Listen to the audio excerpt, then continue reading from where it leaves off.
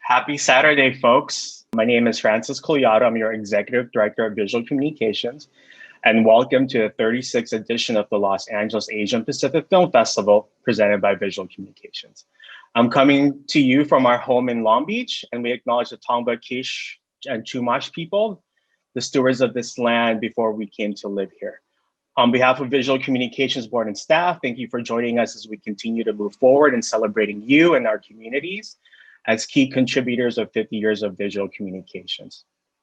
Thank you for creating community with us at the Los Angeles Asian Pacific Film Festival, and thank you to our supporters, especially our partners, for your valuable work. Our deepest gratitude to our families, friends, and VC members, individual donors.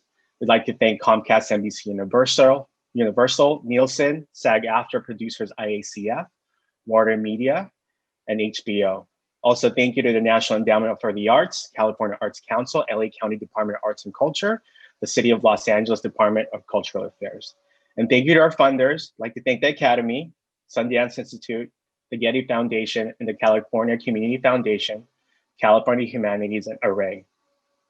Our transformative communities continue to act in solidarity, and this festival is co-presented with dozens of community partners who empower our communities through media. Thank you for your allyship. Lastly, thank you to our VC staff for your passion to create our ideal communities within our physical and virtual worlds. We look forward to the day that we can celebrate each other in person. Folks, I'd like to welcome Isil Barlasa, our Operations and Programming Director.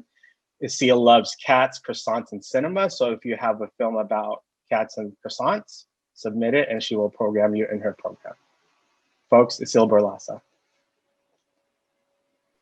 Well, apparently, Francis has shared my intimate truth. That's so funny. When Francis was reading that, I was looking at my Zoom profile photo. And for those of you in the audience who haven't Zoomed with me yet, my profile photo is totally me and my cat. My name is Isil Barlasa. Thank you for joining us for another panel here at C3 Converse presented by Nielsen. You are in for a very moving conversation led by the filmmakers of the Intimate Truth Shorts program. I am honored to assemble these stories. Everyone knows I'm a nonfiction fan, I'm a documentary nerd, but I'm most moved by stories that begin with a personal perspective. Not all documentary films have to be driven by a larger global narrative. These ones really reflect something that begins at the heart, and I'm excited to welcome these artists to share their stories today. So I'm going to invite all the artists to turn on their cameras and their microphones, and I'm just going to pass the mic as we enjoy a little round of introductions in the gallery view. Let's first start with Steve. Let us know your name, your film title, and where you're zooming in from. Hi, Isil. Honored to be a part of this platform and just group of collective filmmakers. My name is Stephen Wynn. I am the director and animator of Blastburn.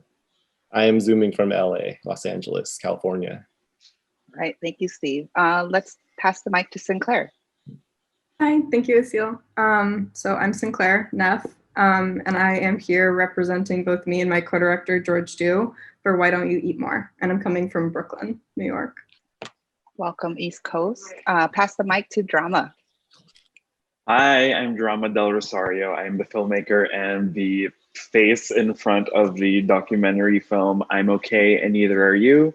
I'm currently in Los Angeles and I'm so happy to be here. Very rarely do I get to participate in a block that's specifically for personal, intimate documentaries. So really, really happy to be here. Thank you. Thank you, Drama. And let's pass the mic to Irene. Hi, everyone. I'm Irene Nam. I'm calling from Paris, France, and I'm the director of the film LAAPFF, of the story of unexpected friendships and random shitstorms. This one's for you, Isil. Thank you. Thank you, Irene, for indulging me on the long proper title for your film. So this conversation is, to Drama's point, I want to address how cinema and like moving image has been used to sort of tell personal truths. I'd like to start off with you, Drama. Your film is really rooted in what I view as interview as a reflection process. Your interview with people in your life, and you're really inviting viewers to these really intimate, vulnerable reflections on a trauma that happened to you, either your reflection or people in your life. Can you share first, for those who may have not seen the film yet, share a little bit of what the film is about, and give us some insight on why you wanted to make this film? Yeah, so my documentary film is entitled I'm Okay and Neither Are You. It's a personal documentary film about my own mental health and how I dealt with sexual assault trauma, and how, you know, dealing with my mental health or not dealing with my mental health affected the mental health of the people around me, specifically my boyfriend, Chris. And yeah, doing the interviews and just telling the story was a really interesting, difficult, but necessary experience for me. Talking about mental health and talking about sexual assault are just things that I don't talk about. And I did not, I grew up in a country. I grew up, you know, in the Philippines, born and raised there. I grew up in a place where these are the type of things that you just don't confront, and you don't really like have discussions with people. And so doing the interviews in the documentary were so necessary for me, because these were questions, these are conversations that I probably would not have talked about or asked about in real life. Like the interview with, you know, my former roommate Luigi, who witnessed the assault. The conversation that I had with him would probably would not have happened if I were not making a documentary at that time. Like I would have just brushed that aside. But I knew that it was a conversation that a lot of people could gain from. And even filmmaking aside, it's just a sense of like closure and just like tying loose ends between the two of us. And it was really hard doing that, but it was necessary. For many of the artists on this panel, like it is personal story. For that moment with the interview with your roommate, like every time I watch it, I get kind of like in that moment, and then it very brilliantly cuts to your kind of facial reaction of like, oh really? And I think in that moment, I feel like, oh, that's director drama. Like that's the director decision for that, and for that you feel the balance, and it doesn't kind of lean too far in like video personal essay. Like you are delivering like a balanced documentary. So thank you for sharing with us.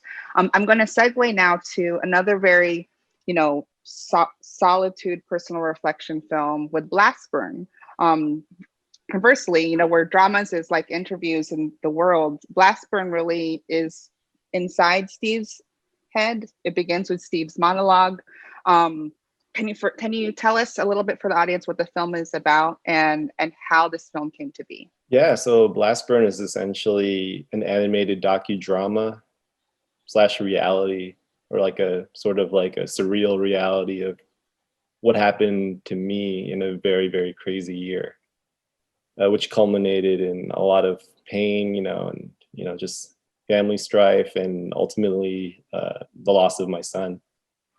So yeah, I tried to basically put all that together, you know, all these figurative elements in my life I used in the animations, and I basically assembled it into this like really short narrative. And I kind of blended it with sort of this like footage that, you know, me and my co-director shot while we were out in New Orleans or Louisiana, just exploring the bayou and just kind of taking in all the intangibles. And it was really healing in a way to kind of go to a place that was kind of untouched, but also just kind of like had the strength and merit of just revival, you know, the spirit of revival. You know, it's gone through a lot since Hurricane Katrina. Like I remember I was there like filming a documentary about Hurricane Katrina, like after it happened. So, you know, to come back and kind of see all of it kind of heal, you know, it was just a very spiritual moment for me to go there and kind of reflect on everything. It was never meant to be a documentary. I meant to do like a full animation, but my team said, you know, it would be more impactful if we blended this together. So it's like, oh, you were actually there, and it wasn't like you just imagined the bayou, and you just kind of like, you know, people, you know, kind of use animation as sort of like this surrealist fiction type, you know, thing. And you know, it was very much a real thing, you know. It was just kind of like you said, it was all in my mind, you know, and this is how I had to basically put it out there. And I felt like this was a cool way to do it. I appreciate this when animation is utilized in documentary because it does give a dynamic sort of way to either intake an interview or intake a talking head portion that could be sort of varied, right, with the visual. In this one, I see you using your animation to succinctly bring the viewer up to speed to what's happening to your real life. I mean, I had to, the first pass of it, I had to like catch the letter like more than once, but like the first two lines, I kind of know the context of the letter. But what I really liked is the live action, the way it was photographed had almost a graphic feel to it. The way it's colored, the landscape of the trees, and even the ripples. Like I had to look twice at the ripples in the water, like because I didn't know if it was animated or if that's just how beautiful Louisiana is.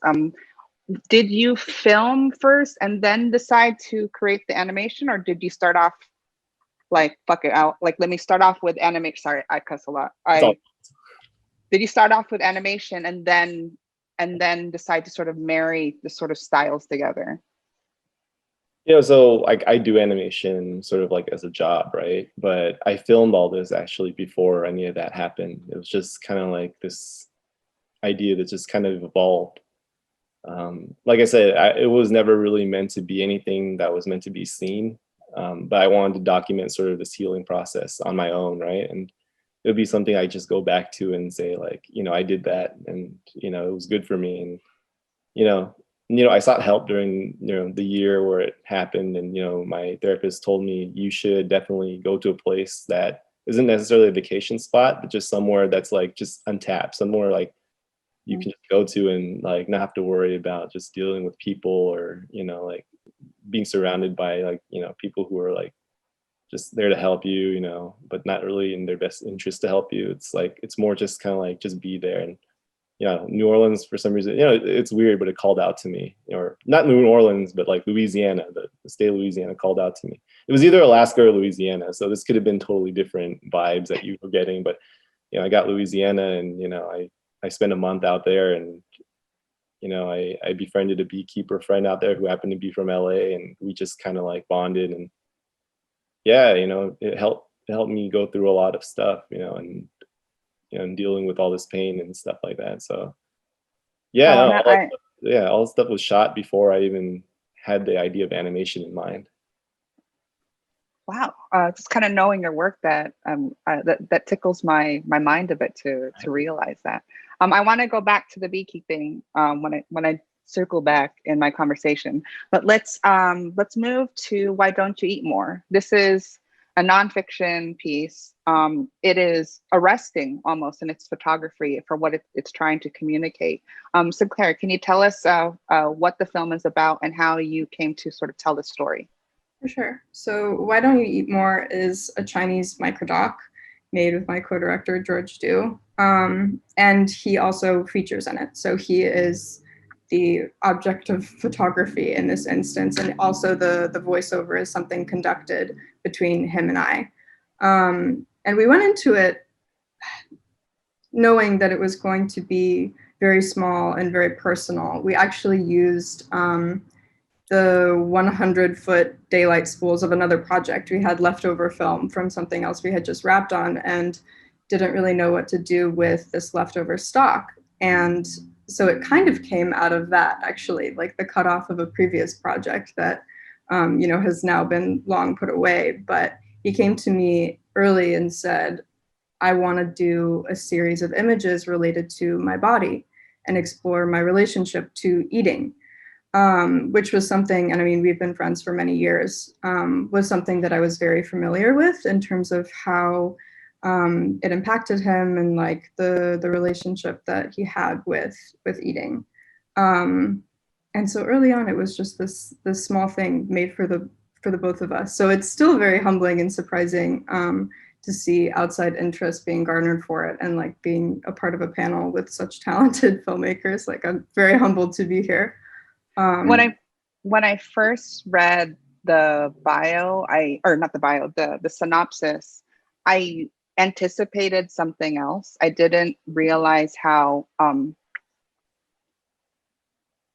poetically uncomfortable, if I could say that, poetically uncomfortable. Because the way he is photographed, it's beautiful. It's angular, it's close, but it also, for me, it prompted my own sort of personal anxieties. And I know what bones I feel when I feel like I'm laying in that position. I know where my hand is resting in that similar place where George's hand is. How did you and George sort of like work together to kind of select the imagery that would come on screen?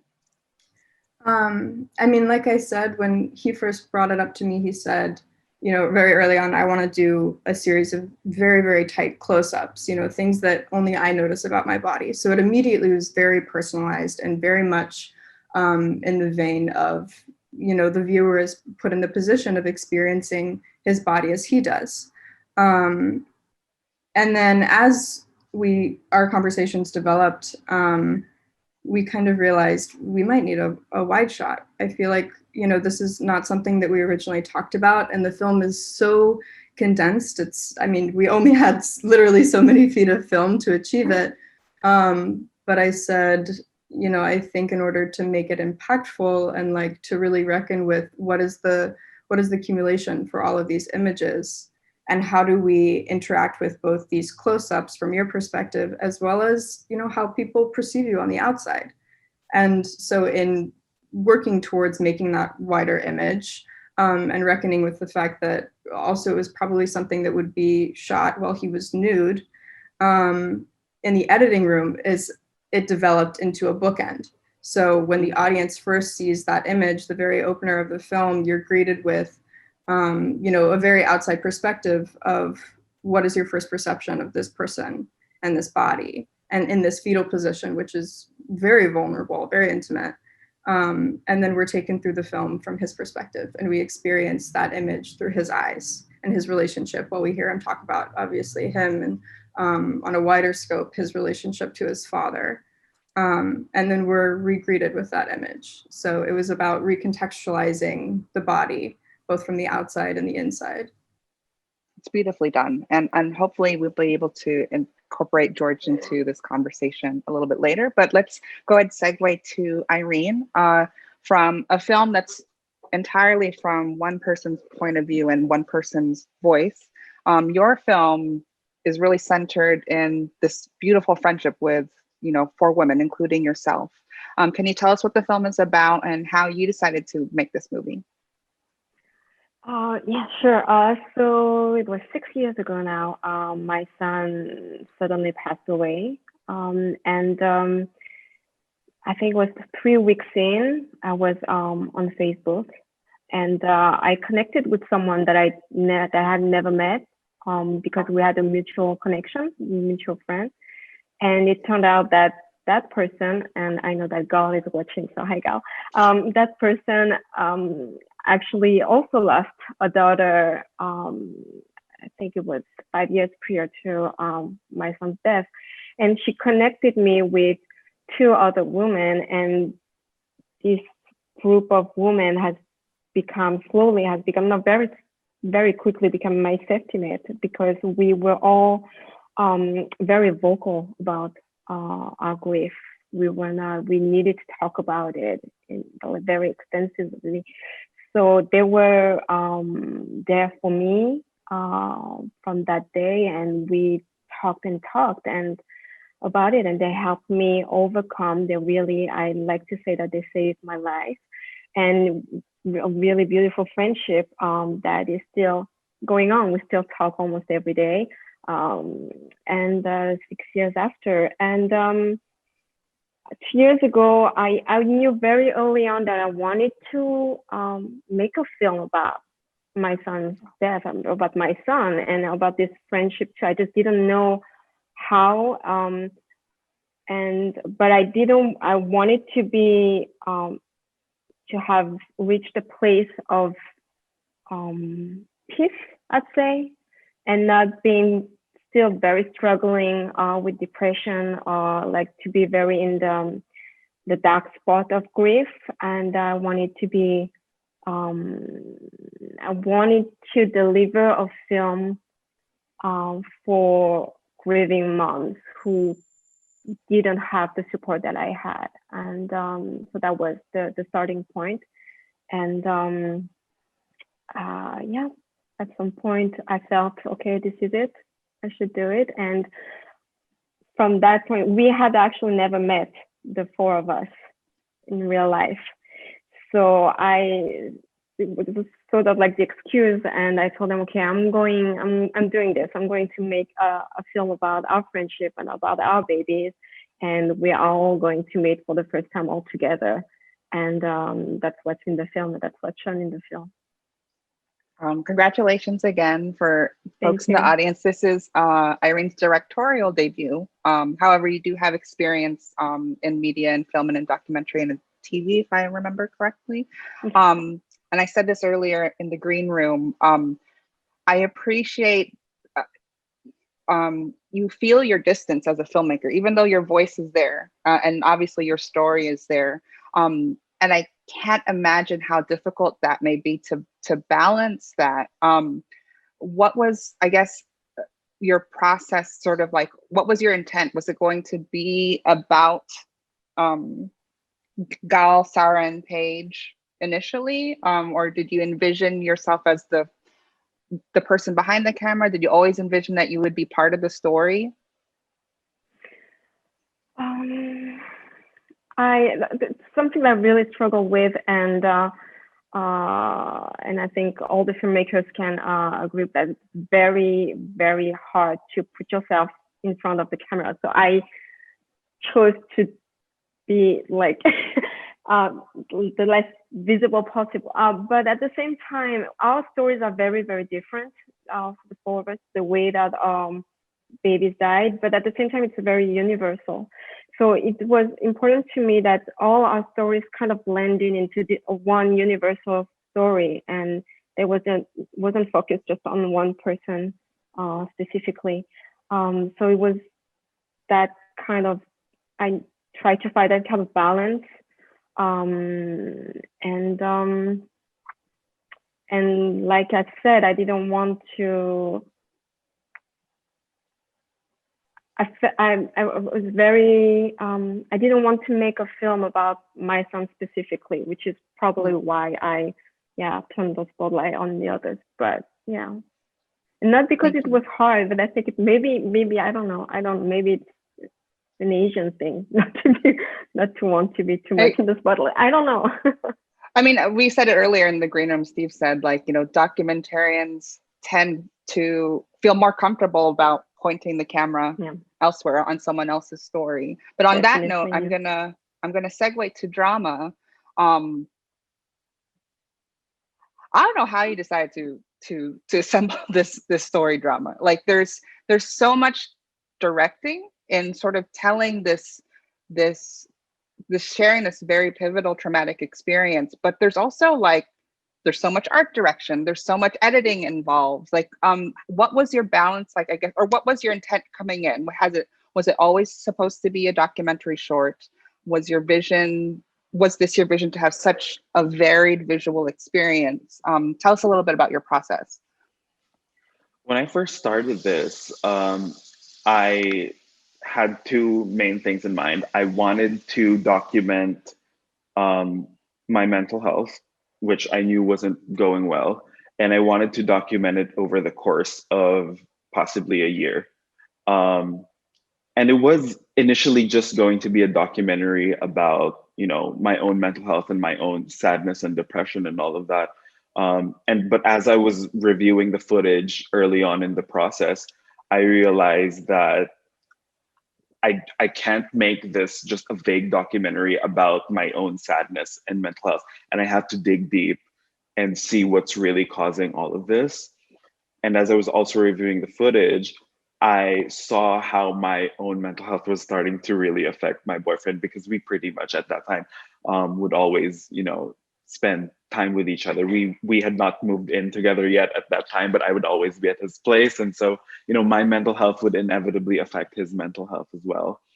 And as the months went by and as I was documenting everything, that's really when it solidified that this film is about my trauma and about how my trauma is affecting the people around me. And that's pretty much how the film evolved. Can you talk to us a little bit about I guess the aesthetic, the choice. It's the visual. I mean, the visuals are light. They're my favorite colors: purple, lavenders, blues. It's literally twinkly in the background. What is your decision of sort of these moods that you're giving us? Yeah, that's a great conversation. There's a great question, sorry.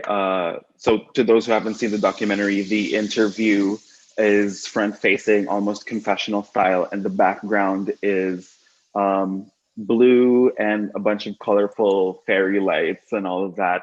And kind of the thought process that went behind that is, as documentary filmmakers, we like to interview our interview subjects in the physical place where they feel really comfortable, such as their home or their art studio or workplace or whatever.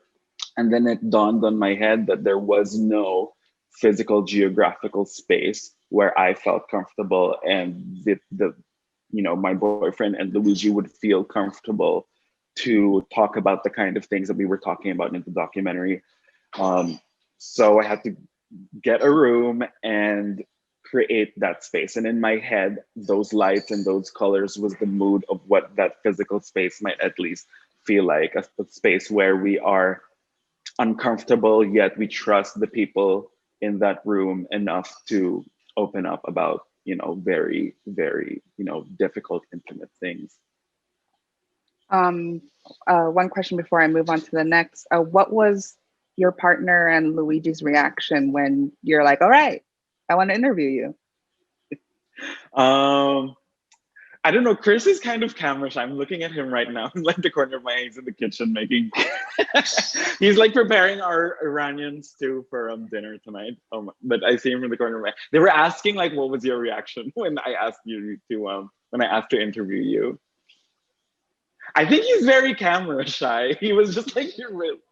Yeah, initially he didn't want to. He's really camera shy and he doesn't like talking about these types of things. But I knew I had to interview him. And then for Luigi, when I asked Luigi, I made a point to explain to him that I'm not putting him in the hot seat to grill him or to like roast him about what he did do and what he didn't do. It was honestly just an honest conversation where I wanted us to just ask questions to each other and to just lay out and see what perspective he had in the moment, and no intention of attacking him whatsoever. And he was really open to that because he understood that conversation had to be had between the two of us. And we were both doing it in good faith. I think that's a testament to both of you as human beings, and also a testament to your friendship, because yeah, I don't know if I would have been able to successfully have that conversation and still hold my composure. I love you're like leaning back in the chair, like, oh, really? That's what you said? Did I say that? Yeah. Yeah. Let's move to Steve's film. I want to bring up the bees, and to Irene's point, Blast Burn is dynamic in sound. Like it's also dynamic in the visual and also in the storytelling too. Like one part is like it's a rushed reflection, and then a sort of meditated presence of how you're healing now. How did you decide to incorporate the beekeeping journey as part of the story? I'll tell you a little bit of how I absorbed it, the sort of acknowledgement of pain and embracing the pain as part of the trade of beekeeping and the success of beekeeping life. I don't know if I'm absorbing that correctly, but like if you could tell us the device of that in your film. Yeah, absolutely. Yeah. So the reason why it's called Blast Burn is because like I tried to come up with the most accurate description of how it feels like to get stung by a bee, right? And it's like a blast of pain followed by like a slight burn, right? So I feel like a lot of the pain that we go through, it kind of carries through the rest of our lives, right? It's just we never rid of it, bees, I touched upon this in documentary, but like it's always been a fear of mine to even like go near bees or touch, I hated it, but after kind of like all this happened, right, nothing really mattered. Like fear was kind of out of the equation. Like I could have jumped off, skydived, done all that stuff, crazy stuff, and wouldn't have registered anything, so you know, it was like this moment in my life where I could just kind of delve into anything, I feel like, and just learn about it, learn about myself. So, you know, beekeeping was kind of like one of those things that I kind of like threw myself into the trenches and wanted to learn more about through my friend, right? Because she was so passionate about it, and, you know, she taught me so much about sort of the essence and, you know, the spirit and just the biology and how important they are to the environment, right? It's like stuff you don't even realize until you really look into it. And, you know, she says, you know, depending on how many bees you take care of, like generally they take care of themselves, you know, like their whole goal is to, you know, cultivate and harvest and pollinate, right, the environment. But ultimately they're a hive, right? They take care of themselves, and they will protect, you know, what, you know, they love, which is, you know, their queen and all that stuff. And if they sense a threat, they will sting, right? And, you know, plenty of times, like, you know, I had that fear, you know, I was like, man, I'm gonna get stung. Like, I know it, like, despite all this protective gear I'm wearing. But, you know, the first time I actually did beekeeping, like, they could sense, I think it was weird, like maybe it's just in my head, but they could sense sort of this like pain, right? And they just kind of like, they smothered, you know, they smothered me. Like, you know, I go in to reach, you know, for the grist, and, you know, I clean out, you know, the boxes and stuff like that. And, you know, they collectively, you know, hug onto your hand and your arm. And something about that, just, you know, like it's scary from the outside, but like it felt really very comforting and nourishing. Like it was something that I needed, you know, in that moment. And I told her about it, and I was just like, yeah, that's what bees are. You know, they're very loving. They're very loving and caring. If you take care of them, they'll take care of you. You know, and they're very good at sensing auras and vibes. And, you know, if they sense threats, they will attack.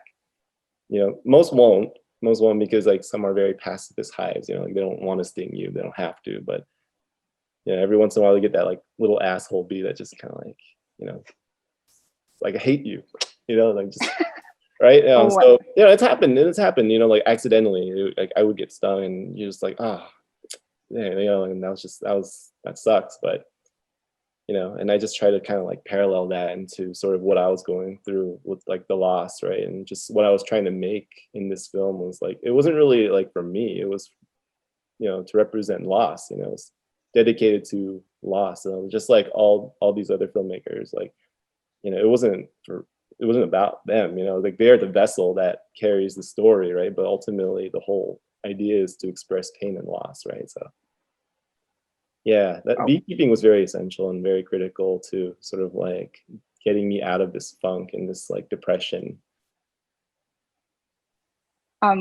When I watched it, I mean, Steve and I have been emailing in our previous lives when I had a different email address.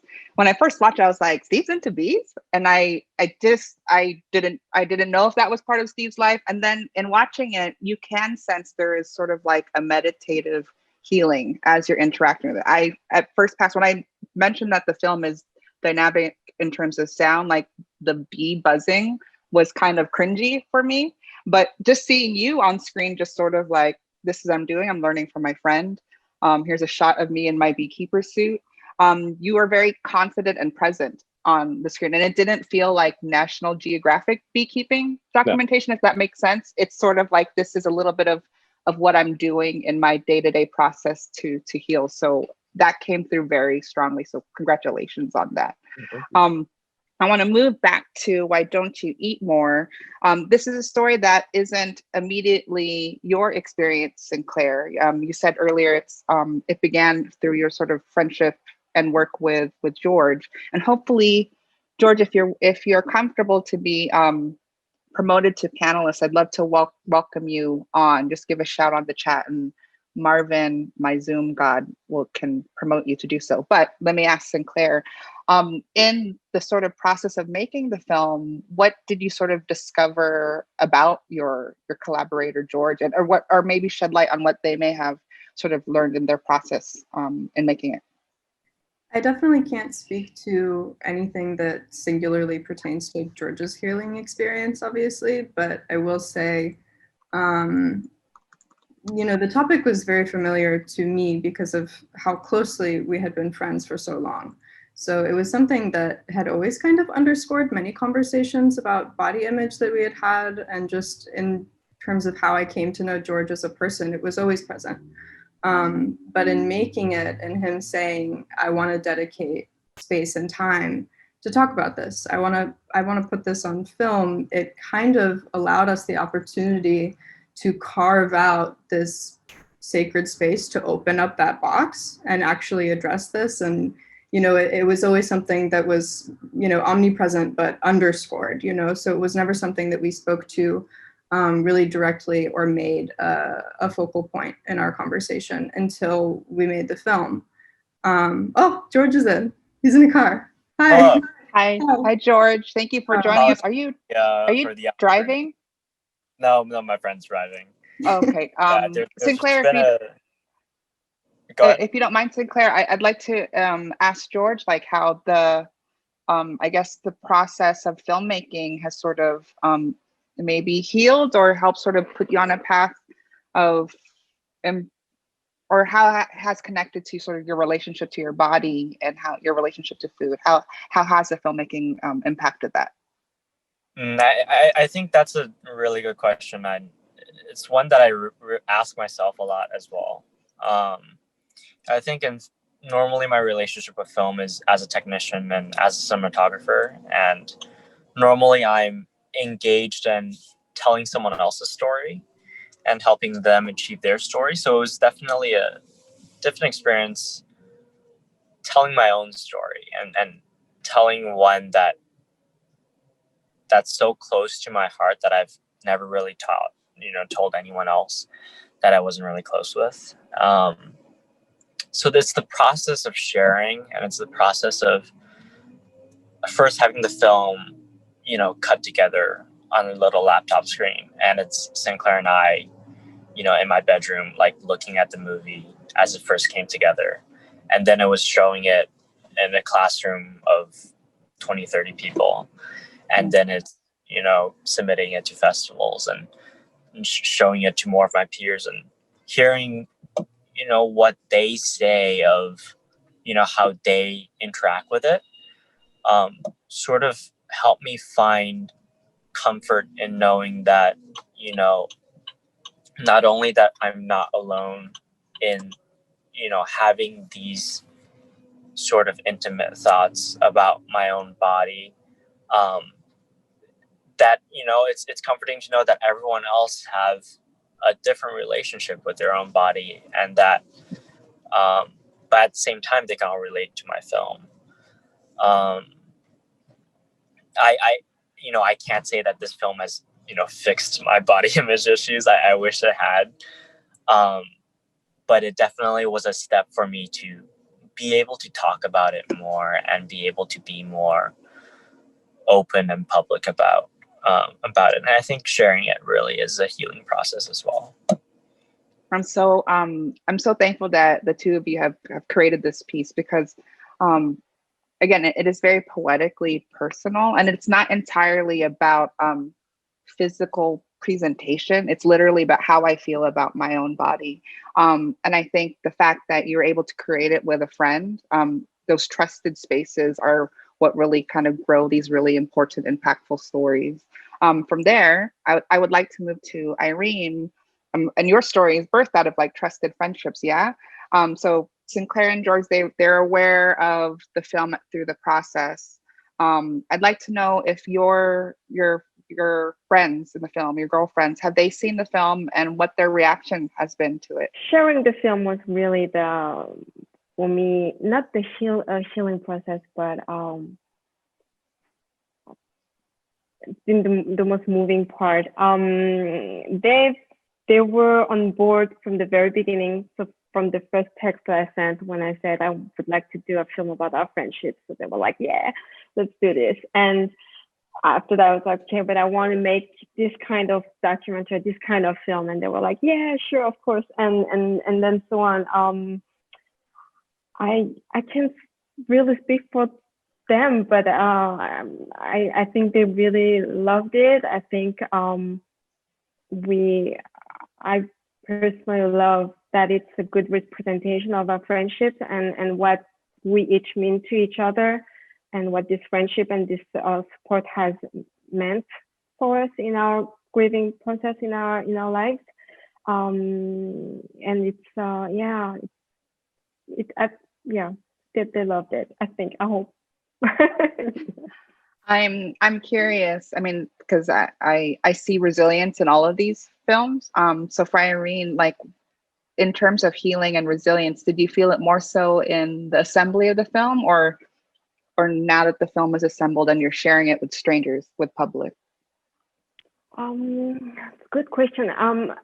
As I said, I think I've waited to be in a place in my life or in the grieving process where I would be very comfortable and not triggered.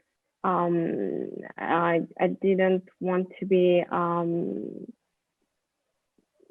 because I think when you're triggered, this is when you make not bad decisions, but decisions that are not you don't have enough distance, emotional distance with the film. And it was really, this film is really for that one mother who is isolated and who doesn't have access to therapy or support network, or whose family doesn't want to talk about death. And to give that woman, that mother, or that father a little bit of hope, I'd say, even for 5 seconds. So it was really going back to that, the core of the goal of this film. And I think for that to be achievable, I hope I did that, but I needed to be further along on my journey as a grieving mom. And so I needed to be very comfortable and to have reached, like I said in the movie, like the other side, even if you never really get over it, you never get over it. So I don't think that it has helped me heal. I think time has helped me. My friends have helped me. It was a good, I think, healthy, meaningful way to make something that would honor our stories and our babies and every baby in the world,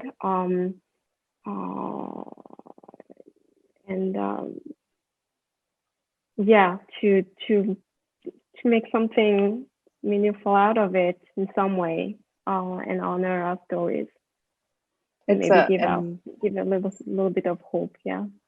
It's a beautifully done piece. It's congratulations again, and thank you for sharing it. We'll move to drama. So Irene shared that she intended for the film to be available for grieving mothers to have a place to connect and see their story in Irene's film.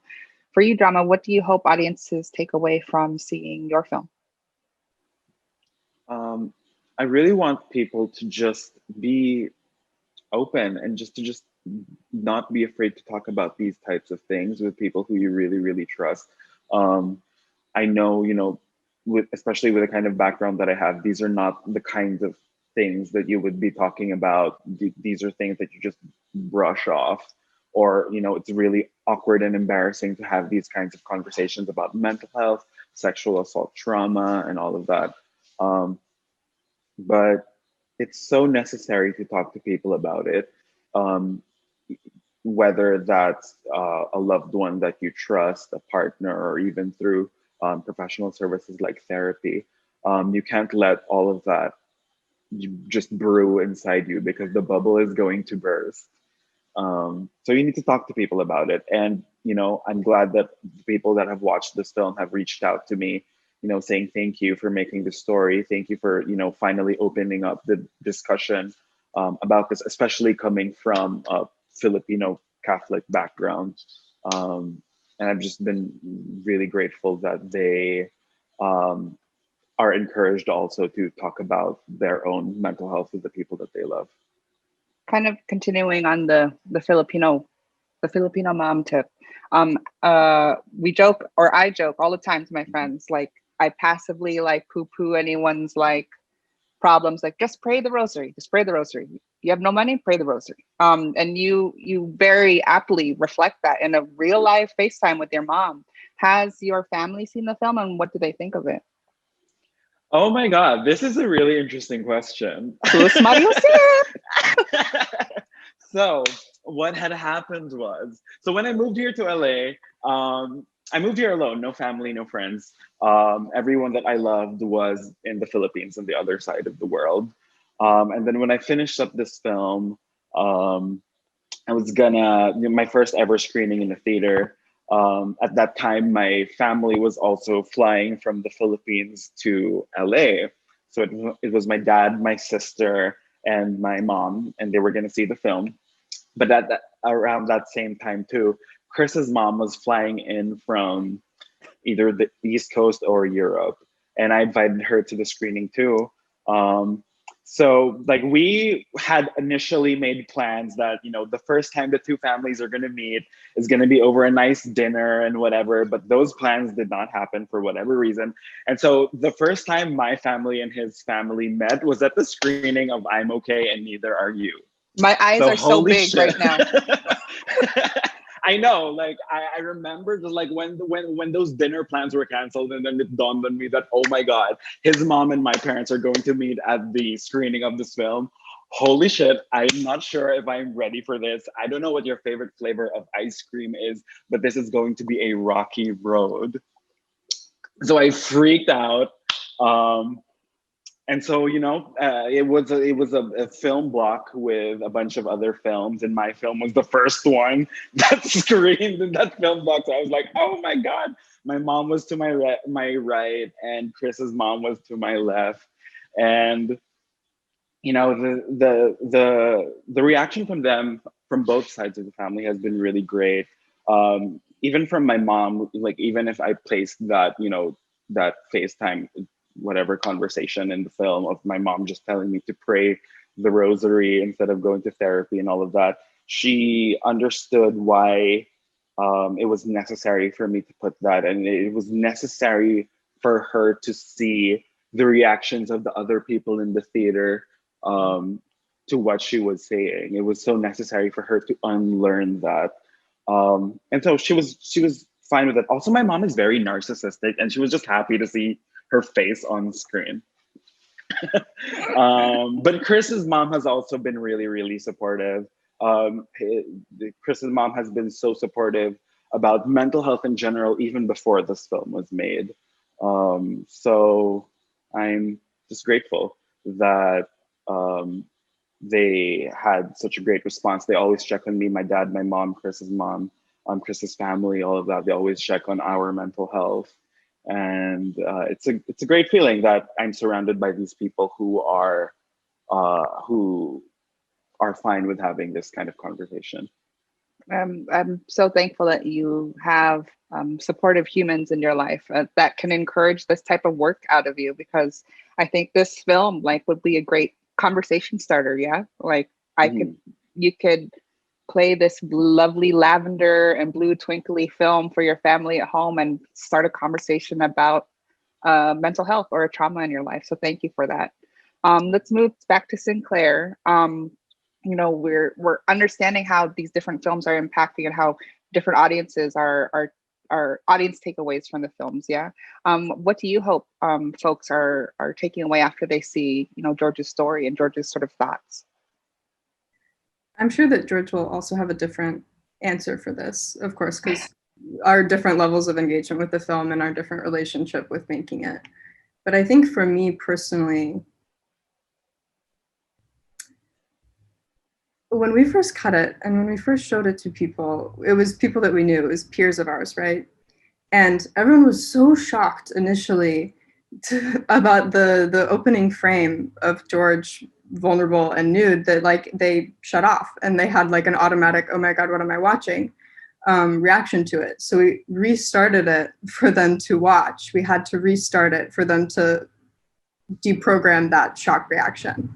And I think for me, like the long lasting impact that I would like to have, or at least whoever gets to see it would have, is to decontextualize how we're talking about nudity, and especially nudity in this country. And also to kind of eliminate that shock factor. I mean, the film is so deeply personalized that I think if someone walks away with the understanding of humility and to be more understanding when you're greeted with an image like that, I think that would be a great success and would be extremely flattering. I'm there with you in terms of sort of reframing how we incorporate nudity in sort of visual language. It doesn't have to have that shock value if it's sort of normalized in our existence. George, I don't know if you caught the question I posed for Sinclair, but what do you hope audiences take away after seeing this film and sort of and hearing your story and seeing you?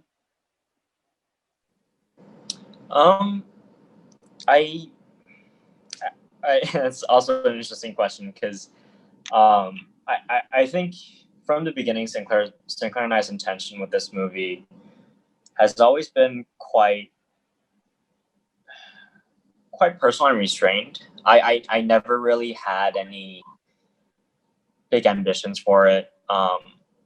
You know, it was made for personal healing, and I think it's interesting to really ask for a change in the audience or something along the lines of that. For me, you know, if I don't think I expect anything from anyone if they watch the movie. I think, you know, it's a part of me that I've shared with them, and you know, hopefully, like I think a part of me wishes that, you know, of course, it destigmatizes. I think feminism in a man or sort of like feminine attributes in masculinity, and sort of this need for, you know, what a woman should be or what a man should be in both American and Chinese and, you know, any culture that, you know, that I've experienced. And but, you know, for the film itself, I really don't feel like I really require anything from the audience, or I hope anything come from the audience itself. It's very fair. I mean, you put a lot out for the audience to consume, and I appreciate that sort of open invitation to take it as is. Let's move to Steve. Again, a very personal story, and it's not one that most people have like a universal access to identify with. Yeah. What do you hope audiences take away from seeing your film? It's gonna be a lot, so these are kind of like my closing thoughts, right? So, you know, like I lost my grandpa this year. I lost another son this year when I released the film. You know, we lost a lot of good people throughout the year, like Kobe, Chadwick Boseman, all these like heartfelt deaths, right? And you know, what I started to realize after making this film is just like all we really have is memories at the end of the day. You know, that's really all we are, right? You know, and all we are is going to be just passing on this data to our friends and family. I think I told you earlier, right? But like, you know, this generation is sort of like the data gathering, collecting information, right? Where we post and we share so much information about ourselves, yet we feel like so disconnected, and you know, we're not necessarily like representative of our true selves, right?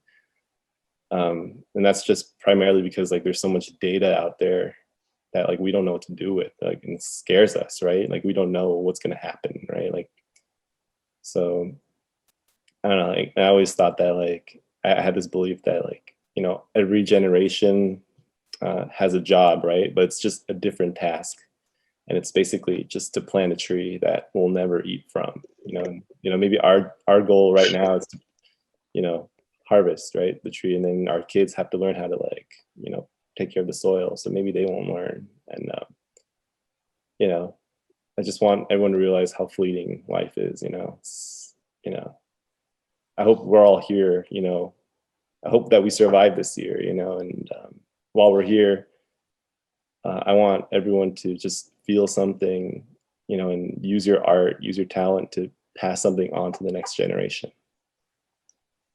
Thank you for that, Steve. And yes, the next generation and sort of looking forward to sort of seeing more works from you is something that I hope the audience joins me in sort of receiving. On that note, we'll go back to Steve again.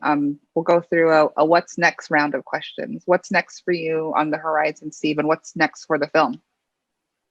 I'm not really here to promote anything. I'm just here to listen to all these like amazing filmmakers, you know, Sinclair, Irene, Drama, and George. Thank you. Thank you for sharing your stories. You know, a lot of it hit me and, you know, definitely inspired me to just, you know, create better and just, you know, put myself, like everything has to be rooted obviously in something deep and personal, whether it's something you love or something you want to share. So yeah, I'm just here to have conversation and listen to everyone's insights and thoughts and perspectives on how they dealt with pain. You know, obviously, like we're all talking about different subjects, right? But ultimately, like we're kind of talking about the same thing in a way. So yeah, it's comforting to realize that like a lot of us have these outlets that not a lot of people have, you know, and yeah, I'll just leave it at that. Thank you, Steve. And yeah, it's all different subjects, and the all kind of the same thing is definitely if that could be a thread, that's kind of what's connecting all of this together. All kind of the same thing. Let's move to Sinclair. Like, what's next for you? What's next for the film? And then we'll bounce to George right after. I mean, for now, I am still graduating, so I'm still a student. So that's like my current occupation. I mean, it's dominating my life. So I'm definitely looking forward to being done with that part, especially since mostly everything is through Zoom, you know. I will say that since I've started returning to work a little bit, I feel a lot more grateful for the opportunities that I have, whether it's as an AC or shooting for other people. So I'm definitely looking forward to being able to document for other people and get to push stories, hopefully soon and safely, that I feel are desperately need to be heard. So I can't wait to see more work from you. And George, what's next for you? I think I'm in the same boat with Sinclair. I'm, you know, also faced with the prospect of, you know, I might be able to stay in the country, I might need to move. So, you know, it's an uncertain year for everyone, I'm sure. But I think within that uncertainty, there's some sort of excitement to see where I can go and to see where life takes me and takes everyone. And I think, you know, although this has been one hell of a year for everyone, but you know, hopefully next year will be a better horizon for everyone. So yeah. I always joke with some of my girlfriends that, like, from the documentarians in our sphere, to see what the end of the year, like little vignettes coming from documentarians about 2020. So I look forward to more work and maybe a personal blog that comes up in the universe. Drama, what's next for you in the film? What's next for me? I'm releasing my country album next week. Just kidding. Oh my God. Right. Oh, yes. Just kidding. I cannot sing for my life. So just kidding. What's next for me? Well, the good news is I have a lot of things lined up. I have a documentary coming up. I have a bunch of podcasts coming up and more screenings for I'm Okay, Neither Are You. The bad news is non-disclosure agreements. I can't really talk about them, but definitely follow me on Instagram, Drama Del Rosario, or my website, dramadelrosario.com. And I post all of my updates there. Any upcoming screenings, any upcoming panels, any upcoming country albums will all be posted in my social media and website. You heard it first. Drama Del Rosario, country album / documentarian. Thank you, Drama. You're Next welcome. for Irene. I know it's late there. What's next for you in the film? And thank you for staying up with us. My pleasure. What's next for the film? Now, it's like a few more festivals, I think. But ultimately, it was made for be screened in organizations for bereavement grieving parents.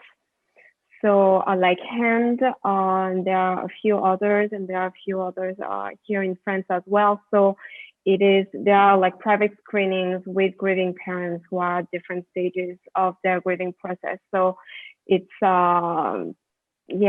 hopefully will help parents who are going through the same thing, and also family members or friends of those parents. And for me, I have a couple of projects. I'm going back to producing because directing has been very emotionally draining.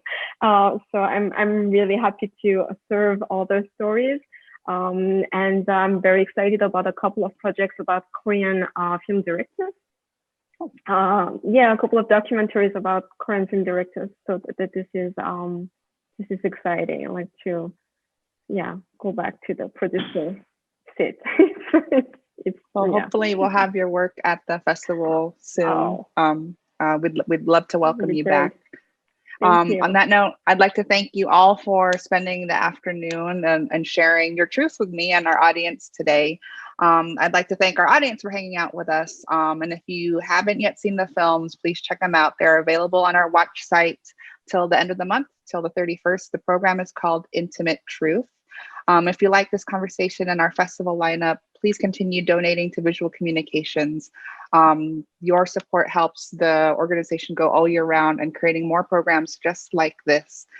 For more updates on the festival program or for more films that are being released with the festival, please check out our website, festival.bcmedia.org, and follow us on social media. And please be sure to use the hashtag LAAPFF 2020. I hope to see you at another conversation soon. Next week, we'll have a bunch more conversations with more short film programs. And on that note, it's enough talking from me.